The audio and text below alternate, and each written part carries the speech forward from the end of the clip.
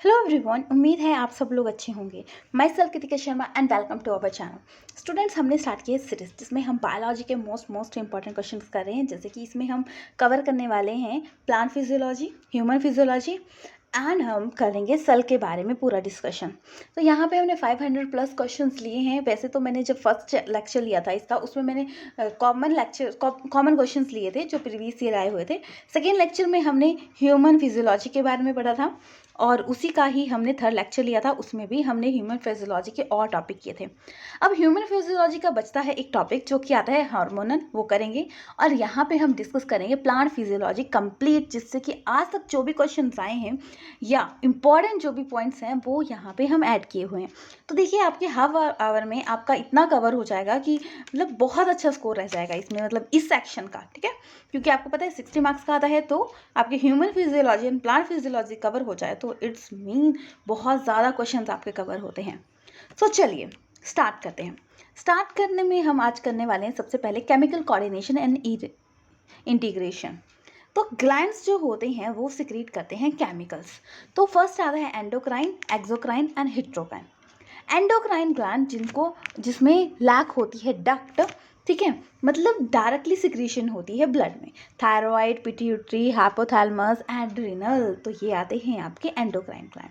Directly questions आ जाते हैं कि बताओ कौन से एंडोक्राइन ग्लैंड है और कौन से एक्सोक्राइन ग्लैंड है। एक्सोक्राइन ग्लैंड होते हैं जो क्या होते हैं, डक्ट होती है जिनमें स्वीट एंड ऑयल ग्लैंड होते हैं, सल्वरी ग्लैंड, लीवर, ठीक है, ये क्या होते हैं, डक्ट्स होती हैं इनमें।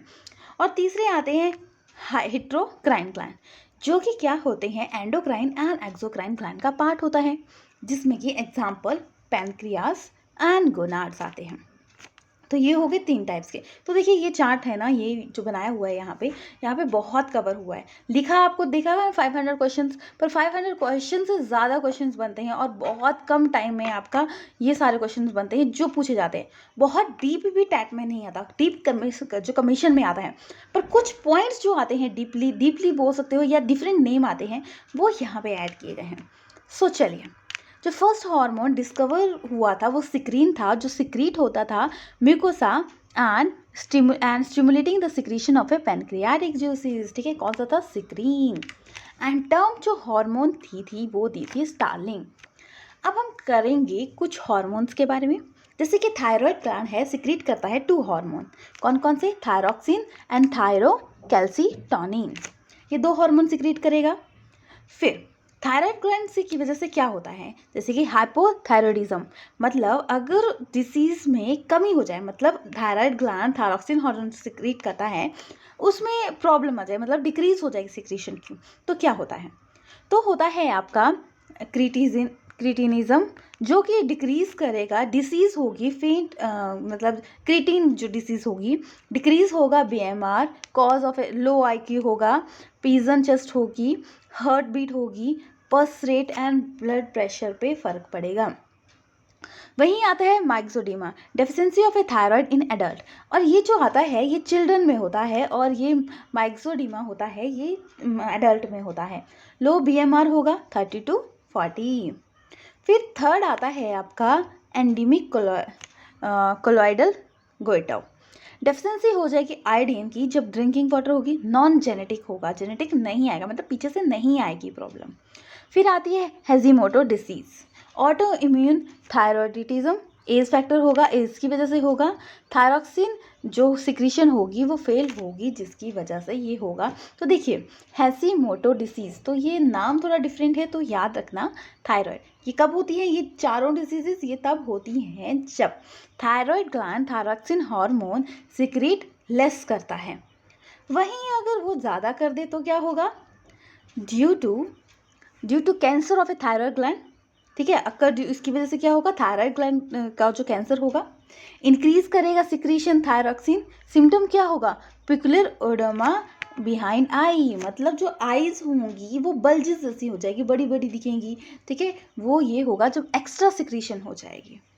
फिर डिसीज के बारे में पढ़ेंगे, जैसे कि थायरोकैल्सीटोन, TCT, lower calcium level in the blood, increase calcium in the bone, मतलब लोअर कैल्शियम हो जाएगा ब्लड में बट इंक्रीज कर जाएगा बोन में, तो ये है थायरोकैल्सीटोन। अब नेक्स्ट ग्लैंड के बारे में पढ़ते हैं, जैसे कि आता है आपका एड्रिनल ग्लैंड। तो एक डायरेक्टली क्वेश्चन आता है कि एड्रिनल ग्लैंड कहाँ प्रेजेंट होता है? किडनी में होता है। क्या बोलते हैं इसको? इमरजेंसी हार्मोन बोलते हैं, फाइट और फ्लाइट हार्मोन बोलते हैं, एपिनेफ्रिक होता है, एफिनेफ्रिन, एड्रेनलिन। ठीक है, एड्रेनलिन जो सिक्रीट करता है वो एड्रिनल ग्लैंड सिक्रीट करता है और वो प्रेजेंट होता है किडनी में। अब नेक्स्ट जो आता है वो आता है बर्थ हार्मोन। बर्थ हार्मोन मतलब जैसे ही कोई बच्चा पैदा होता है ना, तो यूट्रस की जो कॉन्ट्रैक्शन रिलैक्सेशन जो प्रोसेस आता है वो होता है ऑक्सीटोसिन हार्मोन की वजह से। ठीक है, फिर throne of immunity training school of a T lymphocyte किसे बोला जाता है? ठीक है, इसे बोला जाता है थाइमस, मतलब टी लिम्फोसाइट से ये रिलेटेड है। थाइमस कहाँ प्रेजेंट होता है? ये प्रेजेंट होता है अबव द हार्ट। कहाँ प्रेजेंट होता है? हार्ट के अबव। अब नेक्स्ट आता है जैसे कि pineal gland function biological clock की तरह। बायोलॉजिकल क्लॉक का मतलब है जैसे कि होता है ना कि आप कुछ दिन रेगुलर उठो तो वो हैबिट फॉर्मेशन बन जाती है। बोलते हैं ना 21 डे फॉर्मूला, कि देखना कंटिन्यू आप एक चीज़ फॉलो करोगे तो कुछ टाइम बाद वो चीज़ अप्लाई हो जाएगी, तो आपको अलार्म की जरूरत नहीं पड़ेगी, आपको नींद खुल जाएगी। तो वो होता है मेलाटोनिन हार्मोन, सिक्रीट होता है पीनियल ग्लैंड, जिसको बोलते हैं क्लॉक सिक्रीशन। अब डेफिशिएंसी हो जाए जैसे कि इंसुलिन हार्मोन की, जो कि सिक्रीट होता है पैनक्रियाज से, तो क्या होता है? Diabetic millet. एंड डेफिशिएंसी हो जाए वासोप्रेसिन एडीएच कॉज, उससे क्या होगा? डायबिटीज इंसिपिक्वस। तो ये क्वेश्चन आते हैं डायरेक्टली ऐसे ना, जो मैंने ये पॉइंट्स ऐड किए हुए हैं ना, डायरेक्टली क्वेश्चन आते हैं, बहुत कन्फ्यूजिंग नहीं आते। सो बहुत ही मतलब मेहनत से ये चीज़ बनाई गई है आपके लिए। फिर ओवरी जो होती है मेल में होती है या फीमेल में? फीमेल में होती है ना, तो ये सिक्रीट करती है 3 टाइप्स ऑफ ए हार्मोन। एक आता है oestrogen, secrete by luteinising hormone, and progesterone steroid hormone है, secrete by a yellow endocrine gland corpus luteum के थ्रू सिक्रीट होता है। फिर आता है relaxin protein hormone, secrete by the corpus albicans. तो ये याद रखना, 3 जो हैं वो हैं आपके ओवरी से, यानी फीमेल हार्मोन। अब एंडोक्राइन जो पार्ट होता है, टेस्टिस क्या होता है? टेस्टिस होता है आपका जो कि गोनाड बोला जाता है, जैसे कि मेल में प्रेजेंट होता है। Endocrine part of a cell, group of a cell जिसमें सेल प्रेजेंट होंगे वो होंगे interstitial cell and radius cell. अब इंटरस्टिशियल जो सेल हैं ऑफ ए टेस्टिस स्टिमुलेट करेंगे सिक्रीशन मेल हार्मोन की। हमने पढ़ा ना कि मेल हार्मोन सिक्रीट होता है, टेस्टिस होता है मेल में, गोनाड्स होते हैं जो सिक्रीट्स करते हैं हार्मोन्स। तो इंटरस्टिशियल जो सेल होते हैं वो सिक्रीट करते हैं androgen by ISH anterior pituitary. And जो 4 main type of androgen secrete करेगा वो आता है आपका testosterone, androsterone, epiandrosterone and dehydroepiandrosterone. तो ये हार्मोन सिक्रीट होंगे कहाँ पे? मेल में। सो कहाँ पे होंगे? टेस्टिस में। कौन सी साइड से होंगे? Interstitial cell. अब फुल फॉर्म ऑफ HCG, ये क्या है? हार्मोन है ह्यूमन क्रोनिक गोनाडोट्रोपिन। अब एंडोक्राइन जो पार्ट होता है पैनक्रियाज का, ठीक है, पैनक्रियाज भी सिक्रीट करता है। सो एंडोक्राइन जो पार्ट होता है वो होता है इसलेट एंड लैंगरमैन, इस्टमेट ऑफ ए लैंगरहैंस। तो ये डायरेक्टली क्वेश्चन आता है कि कौन जो एंडोक्राइन पार्ट होता है पैनक्रियाज का, उसे क्या बोला जाता है? इस्टमस और लैंगरम किससे रिलेटेड है? Liver, lung. तो इस तरीके से क्वेश्चन आएंगे। अब एक डिसीज़ के बारे में पढ़ेंगे, एडिसन डिसीज़। एडिसन डिसीज़ होगी deficiency of A aldosterone hormone, जिससे कि करेक्टरिस्टिक होगा स्किन डिस्कलरिंग होगी, मस्कुलर वीकनेस होगी एंड लो बॉइलिंग पॉइंट होगा। सॉरी, बॉइलिंग पॉइंट नहीं, ब्लड प्रेशर होगा। क्या होगा? ब्लड प्रेशर लो होगा, एडिसन डिसीज़।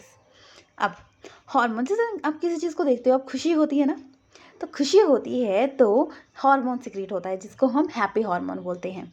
तो वो आता है एंडोफिन्स एंड डोपामाइन। क्या होता है? डोपामाइन।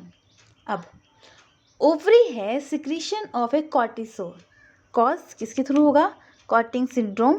ठीक है, उससे क्या होगा? High sugar level in A blood, loss of A sugar in A urine, loss of A weight of a large number of A amino acid, caustic syndrome, ovary secretion of A cortisol cause. ठीक है, फिर ये हो गया आपका hormones के बारे में। तो देखो 25 क्वेश्चन बनते हैं जो मेनली आते हैं आपके। अब करते हैं प्लांट फिजियोलॉजी। प्लांट फिजियोलॉजी के हम कुछ मूवमेंट्स करेंगे पहले।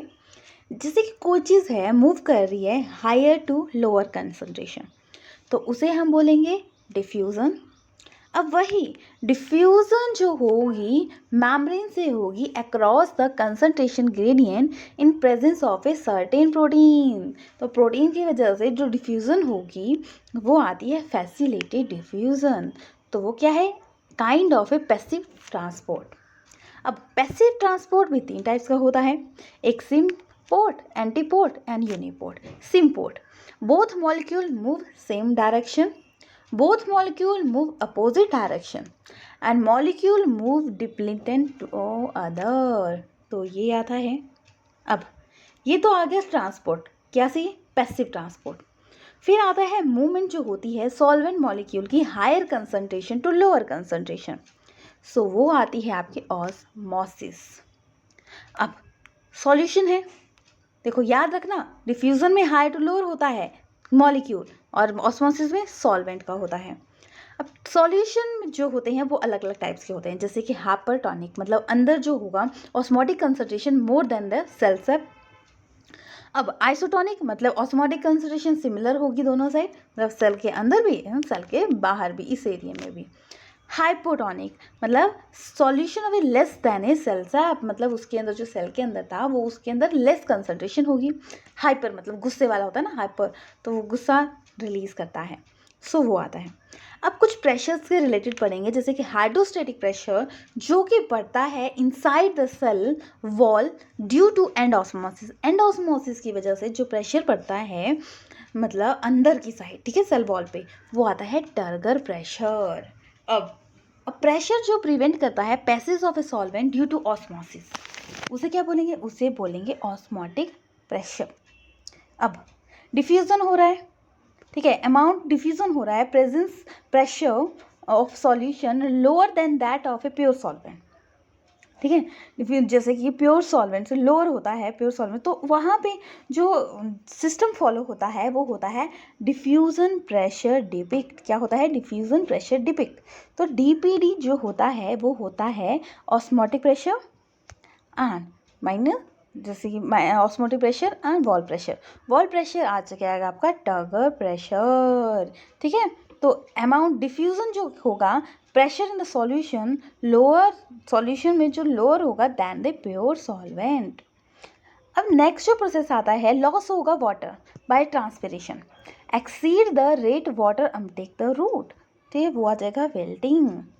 श्रिंकिंग होगी सेल की, मतलब सेल का साइज छोटा हो गया, उसको बोलेंगे प्लाज्मोलिसिस। किसकी वजह से होगा, एक्सोस्मोसिस की वजह से।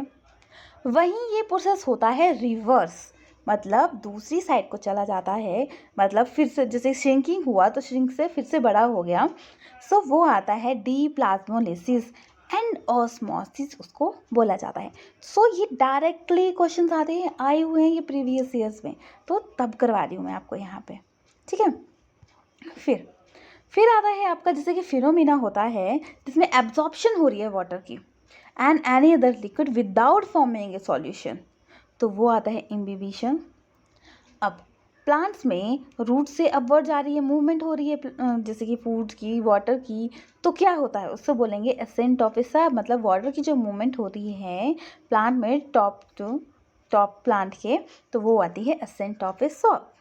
अब लॉस हो रहा है वाटर का, ठीक है, water liquid from a tip से, ठीक है, leaf when root pressure is a high, ठीक है, ट्रांसमिशन लो होगी, रूट प्रेशर हाई होगा तो वो आएगा गटेशन, ठीक है। रूट प्रेशर, ये पूरी लाइन नहीं आएगी कभी भी, तो पूरी लाइन पता है क्यों लिखी है मैंने, ताकि हाफ करके कई बार जैसे कि जो लाइंस को शॉर्ट करके थोड़ा मोड करके क्वेश्चन आते हैं, तो आप करना root pressure related to guttation, ऐसा क्वेश्चन भी आ सकता है, डायरेक्टली क्वेश्चन आता है, ठीक है। तो लॉस हो रहा है water liquid from a margin tip leaf when a root pressure is a high, transpiration is low। अब मूवमेंट हो रही है फूड पार्टिकल की प्लांट्स में, ट्रांसलोकेशन बोला जाता है। ट्रांसलोकेशन जो हो रही है प्लांट में वो कौन सी होती है, सुक्रोज, तो डायरेक्टली क्वेश्चन आता है। अब ह्यूमन बीइंग में न्यूट्रिशन चाहिए होती है, प्लांट्स को भी चाहिए होती है, तो प्लांट्स जो न्यूट्रिशन लेते हैं वो 2 पार्ट्स में आती हैं, एक आता है मैक्रो, एक आता है माइक्रो। माइक्रो मतलब जो स्मॉल अमाउंट में चाहिए होती है, मैक्रो मतलब जो लार्ज अमाउंट में चाहिए होते हैं, जैसे कि carbon, hydrogen, oxygen, nitrogen, phosphorus, calcium, potassium, sulphur, iron, magnesium. Micro देख लो, डायरेक्टली क्वेश्चन पता क्या आता है कि बताओ कि कौन सी जिसमें किसमें ज़्यादा हो रही है, जैसे कि न्यूट्रिशन जो हो रही है, माइक्रो न्यूट्रिशन जो हो रही है वो किस में ज़्यादा हो रही है, मतलब ज़्यादा नहीं, मतलब माइक्रो कौन से हैं, माइक्रो कौन से हैं, मैक्रो कौन से हैं, माइक्रो कौन से हैं, तो ये डायरेक्टली क्वेश्चन आता है। जो माइक्रो न्यूट्रिशन होती है वो होती है manganese, molybdenum, boron, copper and आपका जिंक एंड क्लोरीन। ठीक है, अब ये तो आ गया न्यूट्रिशन ले ली। जो न्यूट्रिशन लेते हैं प्लांट वो लेते हैं जिससे कि ज़मीन से भी लेते हैं, सॉल्युबल फॉर्म में कन्वर्ट करते हैं नाइट्रोजन को। तो जो प्रोसेस आता है वो आता है आपका नाइट्रेट, नाइट्राइट, हाइपोनाइट्राइट, हाइड्रोक्सानिमाइन और एमोनिया। ठीक है, इस तरीके से कन्वर्ट होता है। तो इस तरीके से कन्वर्ट करने को जो प्रोसेस आता है उसे बोलते हैं नाइट्रोजन फिक्सेशन। अब नाइट्रोजन फिक्सेशन जो होती है फ्री लिविंग में, जैसे कि एनारोबिक एजोबैक्टेरिया, एनारोबिक आपका आ गया कोलेस्ट्रीडियम। एरोबिक पता है ना आपको, रेस्पिरेशन हो रही है, presence of oxygen, anaerobic absence of oxygen. Photosynthetic chlorobium and chemosynthetic thiobacillus, ये होगी फ्री लिविंग के केस में। फिर एजोबैक्टर में बैक्टीरिया जो कि हम बोलते हैं blue green algae, anabaena, nostoc and tolypothrix. ठीक है, तो ये इस चार से डायरेक्टली क्वेश्चन आता है। तो फ्री लिविंग फंजाई कौन सी होती है, ईस्ट्स एंड पोलिनेरिया। ठीक है, ये हो गया। अब जो सेल होगा, जैसे कि आप बोल सकते हो मिडल लैमिना होगा, वो किससे कंटेन होगा, सोडियम। कंपोनेंट जो एसेंशियल होगा रूट हेयर ग्रोथ के लिए, वो आता है मॉलिब्डेनम। अब एक लॉ आता है, law of A limiting factor, मतलब कितना मतलब कितनी एनर्जी चाहिए, लिमिट मतलब इतने में काम हो जाएगा। तो वो सारा कंसेप्ट जो बोला था वो बोला था ब्लैकमैन ने 1905 में। अब देखो, ग्रीन प्लास्टिक जो हेल्प करेगी सिंथेसिस ऑफ ए फूड। ठीक है, प्लांट्स अपना भोजन खुद बनाते हैं इसलिए इसको ऑटोट्रॉफ बोलते हैं। तो ग्रीन जो प्लास्टिड्स है हेल्प कर रहे हैं सिंथेसिस ऑफ ए फूड, उसको बोला जाता है क्लोरोप्लास्ट। एंड जो क्लोरोप्लास्ट का प्रोटीन मैट्रिक्स होता है उसमें क्या होता है, मैट्रिक्स, जैसे कि प्रोटीनियस मैट्रिक्स जो हो गया उसको मैट्रिक्स एंड स्ट्रोमा बोला जाता है। अब क्लोरोप्लास्ट में जो मैसिव मेम्ब्रेन होगी वो लैमा थाइलाकोइड होगा। लार्ज जो स्ट्रोमा होगा थैलेकॉइड का, जैसे कि जो लार्ज अमाउंट में होगा उसको बोलेंगे स्ट्रोमा थैलेकॉइड, जिसमें PS1 होगा। एंड स्मॉल ग्रेना थैलेकॉइड होगा, उसमें PS1 एंड 2 होगा। तो कैसा आता है कि स्मॉल कौन सा है, लार्ज कौन सा है, या PS1 किस में हो रही है, PS2 किस में हो रही है। तो इस तरीके से ये क्वेश्चंस आते हैं। अब ग्रीन कलर पिगमेंट जो प्लांट में प्रेजेंट होता है, देखो जो हेल्प करती है ऑर्गेनेल वो आती है क्लोरोप्लास्ट, पिगमेंट जो होता है वो होता है क्लोरोफिल। तो क्लोरोफिल ए का फॉर्मूला होता है C51H72O5N4Mg and chlorophyll B C55H70O6N4Mg। तो डायरेक्टली ये क्वेश्चन आएगा, क्लोरोफिल ए का फॉर्मूला बताओ, क्लोरोफिल बी का फॉर्मूला बताओ। तो याद रखना किस में वेरिएशन है, देखो 3 सेम है, एक वेरिएशन है, क्लोरोफिल ए 72O5। ठीक है, तो दूसरे में 76 ऑक्सीजन आ गया। तो ये चीज़ याद रखना। अब जो कैरोटीन पिगमेंट होता है, पिगमेंट क्या होता है, कैरोटीन एंड ज़ैंथोफाइल। कैरोटीन जो होता है जैसे कि रेड कलर होता है कैरेट का, उसकी वजह से होता है, जैसे ऑरेंज रेड जैसा, तो उसका फॉर्मूला होता है C40H50। ज़ैंथोफाइलस होता है येलो कलर का, जिसका फॉर्मूला होता है C40H55O6। ल्यूटीन वाइडली डिस्ट्रीब्यूटेड है। अब जो फ्यूकोक्सेंथीन है अनदर इम्पॉर्टेंट है ज़ैंथोफिल्स का, ठीक है, प्रेजेंट इन फाइकोफाइटिन, मतलब ब्लू जो ब्राउन एल्गी होती है वहाँ पे प्रेजेंट होता है फ्यूकोक्सेंथीन। अब फाइकोबिलीन मेनली प्रेजेंट होता है ब्लू ग्रीन एल्गी जो कि साइनोबैक्टीरिया एंड रेल एल्गी में प्रेजेंट होता है। अब साइक्लिक फोटोफोस्फोराइलेशन जिसमें कि require only PS1, synthesis only ATP। और जो नॉन साइक्लिक आ जाएगा, मतलब साइकिल नहीं बना है, कोई प्रॉपर बंद नहीं है, क्लोज नहीं है, तो रिक्वायर होता है PS1, PS2 from ATP as well as NADPH2। तो इसमें क्या था, साइक्लिक में ATP था और नॉन साइक्लिक में ATP एंड NADPH2 दोनों थे। अब हम कुछ साइकिल्स के बारे में पढ़ेंगे, जैसे कि हैच एंड स्लैग साइकिल, जिससे कि हम उसमें शो होती है क्रांज एनाटॉमी शो होती है, ठीक है। अब bundle of a sheath cell, उसमें क्या होगा, कैल्विन साइकिल होता है। अब ड्यूरिंग ए नाइट के टाइम क्या होता है, कंबाइन करता है फॉस्फोइनोल पायरुवेट और उससे क्या बनता है, ऑक्सैलिक एसिड बनता है। और इस किस में बनता है, मेसोफिल क्लोरोप्लास्ट। अब ये हो गया। C4 पाथवे शो होता है, कॉल्ड, इसको बोला जाता है हैच एंड स्लैग साइकिल, ठीक है। नाइट में होता है डी कार्बोक्सिलिक एसिड पाथवे बोला जाता है इसको, या फिर C4 मतलब 4 carbon hatch and slag cycle, ठीक है। अब ये तो हो गया C4 का। अब C3 का आता है आपका कि इसमें जो एक्सेप्टर होता है वो आता है RUBP, रिबल्सको राइबोलोज 1,5 डाईफॉस्फेट। ये डायरेक्टली क्वेश्चन आता है। C3 पॉइंट का एक्सेप्टर कौन सा होता है, प्रोडक्ट क्या होता है, प्रोडक्ट होता है फॉस्फोग्लिसरिक एसिड, ठीक है। फॉस्फोग्लिसरिक एसिड हुआ एंड इसमें होता है photo system 1 and 2 are present and Calvin cycle present होता है। याद रखना, C3 में RUBP फर्स्ट जो एक्टिवेटर है, प्रोडक्ट है फॉस्फोग्लिसरिक एसिड एंड जो फोटो सिस्टम होगा 1 एंड 2 उसमें प्रेजेंट होता है। अब सेकेंड आता है C4 प्लांट। C4 प्लांट को पाथवे को क्या बोला जाता है, हैच एंड स्लैग। एंड जो आता है इसमें वो आता है फॉस्फोइनोल पायरुवेट जो एक्सेप्ट करेगा एंड जो प्रोडक्ट बनेगा वो बनता है ऑक्सैलोएसिटिक एसिड। क्रांज एनाटॉमी होती है, फोटो सिस्टम 2 इज अब्सेंट, मतलब ये प्रेजेंट है। तो याद रखना C3 में C4 में क्या डिफरेंस आता है। C3 में बनता है आपका RUBP एंड C4 में बनता है फॉस्फोइनोल पायरुविक एसिड। और फिर बनता है जो एक्टिवेटर है, ये प्रोडक्ट जो बनेगा ऑक्सैलोएसिटिक, भूलना मत, एक्टिवेटर, एक्सेप्टर और प्रोडक्ट में फ़र्क है। तो ऐसा ना हो कि आप सोचे कि एक्सेप्ट कर रहे हैं तो यही प्रोडक्ट है। सो ये चीज़ याद रखना। अब रेस्पिरेशन हो रही है, एरोबिक रेस्पिरेशन हो रही है, तो उसमें होती है ग्लाइकोजेनेसिस, मतलब EMP पाथवे भी बोलते हैं। एम्बिडिविन, मेयरहॉफ एंड पार्नस इसका बोला जाता है फुल फॉर्म। ग्लूकोज 6 जो कार्बन है वो कन्वर्ट होता है पायरुविक एसिड। फिर आता है क्रैब साइकिल, जिसमें कि पायरुविक एसिड कन्वर्ट होता है, उसमें TCA साइकिल होता है, ट्राई कार्बोक्सिलिक एसिड। और क्रैब साइकिल बोला जाता है सिट्रिक एसिड साइकिल, क्योंकि जब ये प्रोडक्ट बनता है तो सिट्रिक एसिड बनेगा पहला। सो इसमें होता है 34 ATP फॉर्म होती है। अब देखिए क्रैब साइकिल अभी मैंने बात की थी, सिट्रिक एसिड से स्टार्ट होता है और ऑक्सैलिक एसिड पे बंद हो जाता है। तो इसमें आते हैं आपके 8 स्टेप, ठीक है। तो पहले ग्लाइकोजेनेसिस, फिर आ गया आपका सेकंड पार्ट क्या आ गया, क्रैब साइकिल। फिर आता है आपका इलेक्ट्रॉन ट्रांसपोर्ट चेन।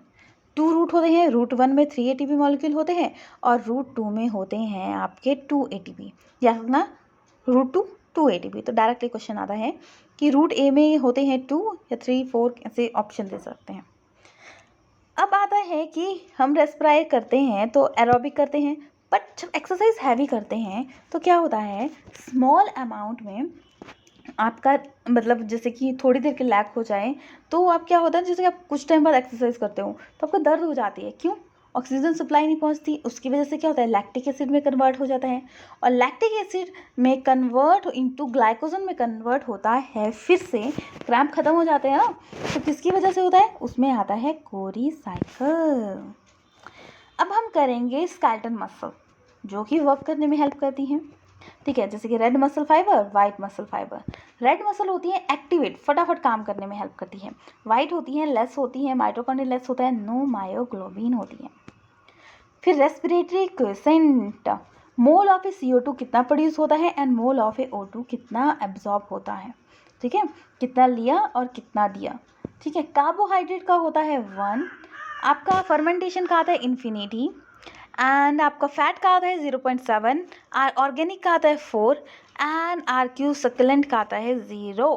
सो ये डायरेक्टली क्वेश्चन आता है, कार्बोहाइड्रेट का मेनली पूछा जाता है 1, 0 सक्लेंट का, फैट का 0.7, फर्मेंटेशन का इन्फिनिटी। ठीक है। सो ये टफ नहीं है, इजी है, डायरेक्टली बहुत कंसाइज करके बनाया है आपको। NADP, NDP आता है आपका निकोटिनामाइड एडिनिन डाइन्यूक्लियोटाइड फॉस्फेट। अब जो TCA साइकिल होता है वो होता है माइटोकॉन्ड्रिया मैट्रिक्स में। कहाँ होता है? माइटोकॉन्ड्रिया मैट्रिक्स में। अब जो प्लांट एडप्ट होता है to low light intensity, so क्या होगा उसमें? होगा जो प्लांट होंगे large synthesis photosynthesis unit size than a sun plants. ठीक है।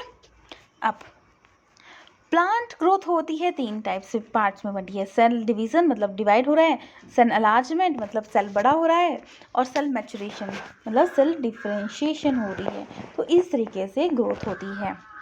फिर डिवीजन ऑफ ए न्यूक्लियस क्या बोला जाएगा? कैरियोकाइनेसिस। प्लांट में भी और ह्यूमन बीइंग में भी सेम बोला जाएगा। Division of A cytoplasm cytokinin. अब 2-3 टर्म्स के बारे में पढ़ते हैं, जैसे कि डी डिफरेंशिएशन होता है capacity of a cell divide again redifferentiation, मतलब कैपेसिटी खत्म होगी कि इसके बाहर डिवाइड नहीं होगा। अब growth hormone auxin, hormone cellular organisation gibberellin. अब देखो दोनों को जब ये क्या होते हैं, लाइट सेंसिटिव होते हैं, याद रखना light sensitive hormone oxygen and gibberellin दोनों होते हैं। अब हार्मोन जो हेल्प करता है सेल डिवीजन को उससे बोलेंगे साइटोकाइनिन। अब इफेक्ट गैस जो हेल्प करेगी, फूड रैप करते हैं ना, खाने लायक बनते हैं, पहले कच्चे होते हैं फिर पकते हैं, जो हेल्प करती है वो आती है इथाइलिन। अब हार्मोन जो होगा ग्रोथ इनहिबिटर या बोलोगे विल्टिंग ऑफ ए लीफ, तो वो काम करता है एब्सिसिक एसिड। अब ये सोचोगे इनहिबिटर का काम करता है तो ये बेनिफिट नहीं होगा। देखो पुराने पत्ते नहीं गिरेंगे तो नई चीज़ें कैसे आएंगी? वैसे ही लाइफ में होता है, पुरानी चीज़ें नहीं भूलोगे तो नई चीज़ों को कैसे एक्सेप्ट करोगे? तो उसमें आता है एब्सिसिक एसिड। अब ग्रोथ होती है प्लांट की इन जो उसके लाइट के कंपेयर में, तो वो आता है फोटोट्रॉपिज्म। अब शॉर्ट डे प्लांट होते हैं। शॉर्ट डे प्लांट वो हुए जिसमें क्या होता है, लॉन्ग नाइट होती है, जैसे कि जेंथियम, स्टेरेमियम। ठीक है। तो ये डायरेक्टली क्वेश्चन आता है शॉर्ट डे प्लांट का एग्जाम्पल बताओ। वहीं दूसरा आता है आपका लॉन्ग डे प्लांट, मतलब दिन लंबे होते हैं, गर्मियों की बात कर सकते हैं आप। ठीक है। जैसे कि स्पैनिश, रेडिश। ठीक है। और आपके हैनबीन्स। ठीक है। तो ये क्वेश्चंस आ जाते हैं आपके कि long day, short day and sugar beet भी इसका एग्जांपल आ गया, जिनमें गर्मी मतलब गर्मी में लगते हैं ये।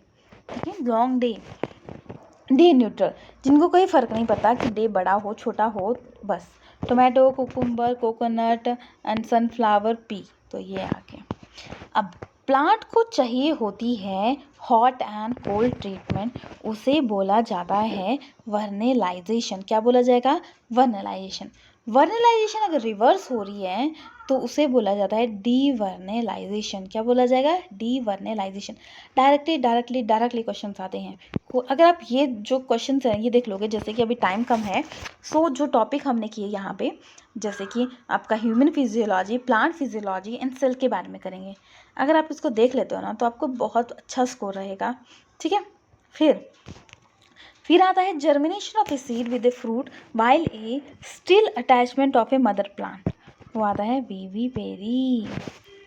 अब साइटोक्रोम क्या है? Iron creatine protein. फाइटोक्रोम है लाइट। ठीक है। फोटोन से याद रखना, फाइटोक्रोम। ठीक है। अब एक टेक्निक आती है जिसमें कि ग्रोथ रिस्पॉन्स होती है प्लांट और it's part of a growth regulator, तो उसे बोला जाता है बायोसी। अब जर्मिनेशन हो रही है cotyledon endosperm do not come out, मतलब जो जमीन से निकल ही नहीं रहे, उसे बोलेंगे हाइपोजियल। क्या बोलेंगे? हाइपोजियल। अब ग्रोथ होती है प्लांट की, सिग्मोइड कब होता है? तो सबसे जो मैक्सिमम ग्रोथ कब होती है उसमें होती है एक्सपोनेंशियल फेज। अब डेरिवेटिव ऑफ ए कैरोटीनॉइड कौन आता है? एब्सिसिक एसिड डेरिवेटिव आता है कैरोटीनॉइड का। सो ये तो था about a plant physiology and hormonal controller in human beings. So ये क्लास खत्म होगी, अब एक क्लास होगी सेल डिवीज़न का करेंगे हम। ठीक है। सो अब आपको क्या करना है? लाइक करना है, शेयर करना है, सब्सक्राइब करना है, क्योंकि आपके लाइक, शेयर और मोटिवेट करते हैं बेटर काम करने में। Thanks for watching.